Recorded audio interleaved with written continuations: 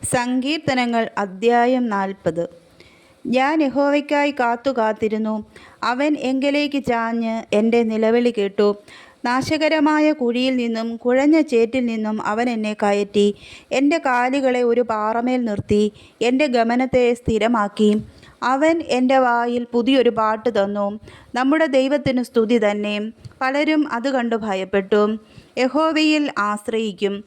യഹോവയെ തൻ്റെ ആശ്രയമാക്കിക്കൊള്ളുകയും നിഗളികളെയും വ്യാജത്തിലേക്ക് തിരിയുന്നവരെയും ആദരിക്കാതിരിക്കുകയും ചെയ്യുന്ന മനുഷ്യൻ ഭാഗ്യവാൻ.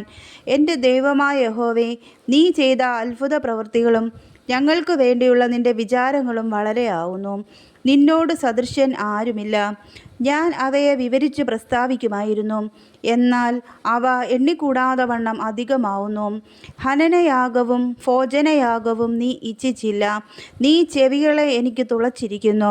ഹോമയാഗവും പാപയാഗവും നീ ചോദിച്ചില്ല. അപ്പോൾ ഞാൻ പറഞ്ഞു, ഇതാ ഞാൻ വരുന്നു.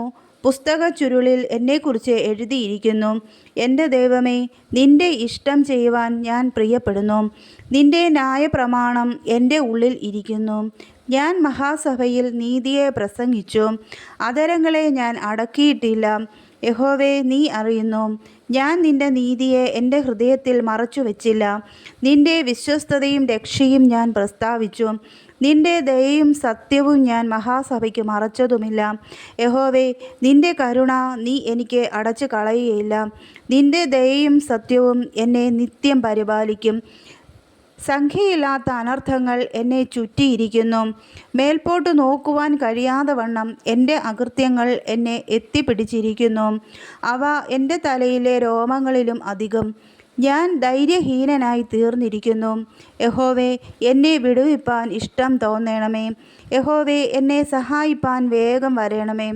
എനിക്ക് ജീവഹാനി വരുത്തുവാൻ നോക്കുന്നവർ ലജ്ജിച്ച് ഭ്രമിച്ചു പോട്ടെ. എൻ്റെ അനർത്ഥത്തിൽ സന്തോഷിക്കുന്നവർ പിന്തിരിഞ്ഞ് അപമാനം ഏൽക്കട്ടെ.